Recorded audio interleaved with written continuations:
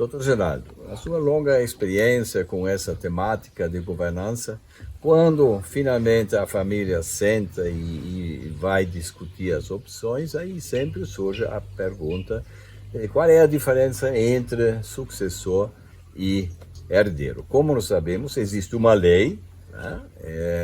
Mas se os pais, por exemplo, têm a preferência de um filho não seja herdeiro, como é que se faz isso? Ou se dos 3 filhos não tem ninguém que tem interesse no perfil de sucessor, ou dos 3 tem 2 com perfil e vontade de ser sucessor, explica um pouco lá como conseguiu gerenciar essas potencialidades nas suas conversas com as famílias.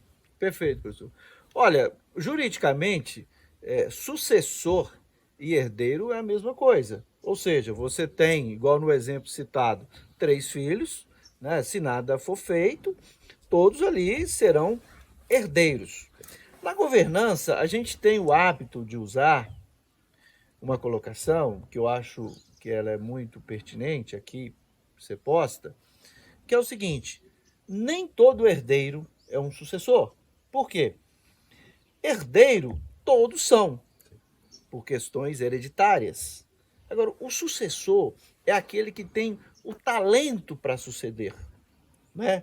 Por exemplo, os 3 filhos que você mencionou, pode ser que nenhum deles se interessem para tocar, por exemplo, a fazenda antes tocada pelo pai. Eles são herdeiros, mas não têm talento ou interesse em suceder, em tocar o negócio.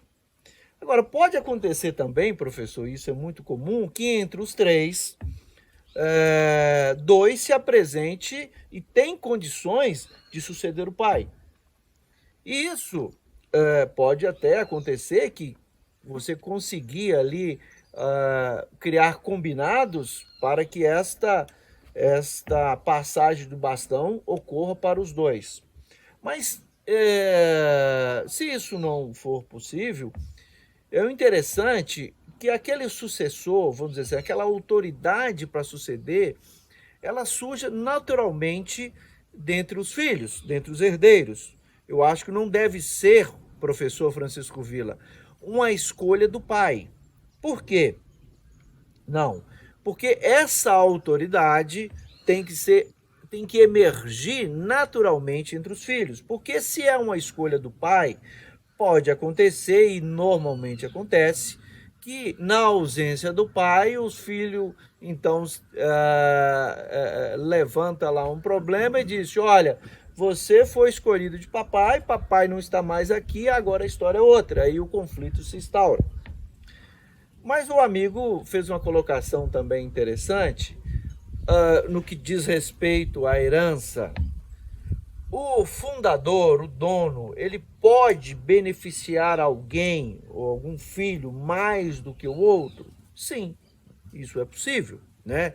Eu digo para você que não é o ideal, mas legalmente é possível, né? Nos 3 filhos, por exemplo, se nada foi feito, cada qual receberá 1/3 da herança, né?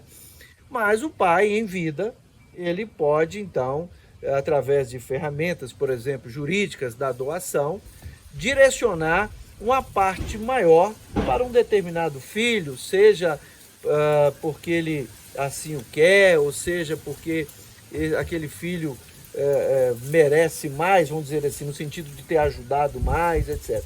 Isso, professor, me preocupa muito, porque isso acaba sendo pontos de conflitos, mas respondendo objetivamente ao seu questionamento, o fundador pode sim beneficiar um filho de forma diferente dos demais. E a lei estabelece como isso deve ser feito. Ou um estranho até. Ou até o estranho, né? Se eu tenho o proprietário, por exemplo, tem 100 bois na sua propriedade, vamos imaginar só para efeito aqui do cálculo, eles têm a chamada parte disponível. O que a lei coloca como parte disponível? 50% do patrimônio é a parte disponível. Ele pode fazer o que ele quiser. Ele pode beneficiar um filho doando esses 50%, ele pode passar para uma instituição de caridade, ou ele pode, por exemplo, doar para o gerente ou para outra pessoa, se assim ele o quiser.